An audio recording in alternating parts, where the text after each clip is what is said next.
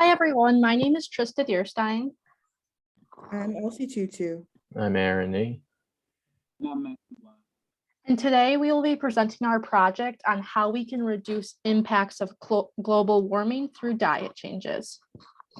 So food production is the leading driver of deforestation, biodiversity loss, and water pollution, and it generates approximately 24% of global greenhouse gas emissions. Livestock contribute to well over 60% of that figure, if not more.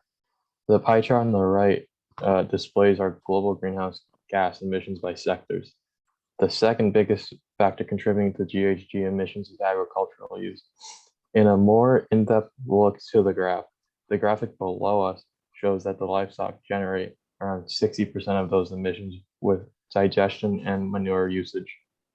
Our research objective is to establish comparisons of greenhouse gas emissions for animals that are not harmed for their byproducts versus emissions for animals that are slaughtered for certain diets. Going into this project, we really wanted to answer our questions over dietary footprints and if our personal choices would aggregate into larger change. To do so, we tried to answer what are the greenhouse gas emissions of the livestock industries and what are the greenhouse emissions for animal products outside of meat. We wanted to really find out the specific ways emissions could play roles into both of these industries.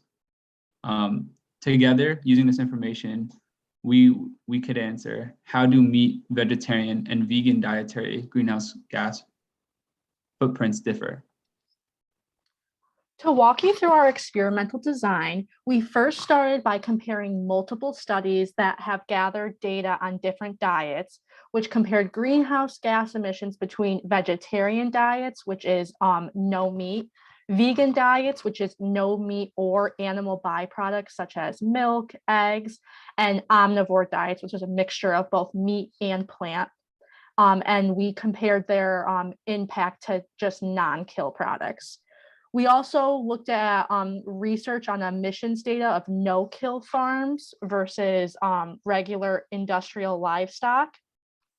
And then with this information, we were able to combine the data and create estimates by recommending the best dietary intakes for reducing greenhouse gas emissions and your global footprint.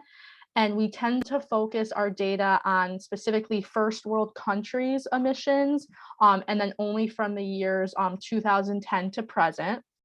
And on the right, you can take a look at the graphic, which shows methane emissions for certain animals per year.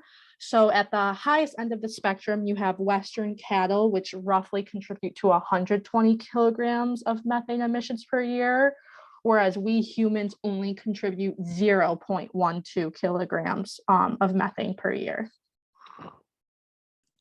Climate change and global warming is an increasing and problematic issue, and we hope that the gathered information can possibly inform others on how we can decrease our carbon footprint.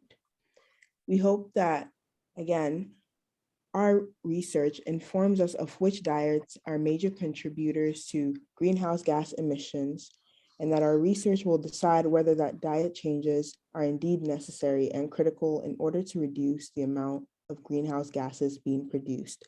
Lastly, we would like to add that we are not in any way trying to restrict people's diets, but are instead looking at alternatives and effects of certain diets.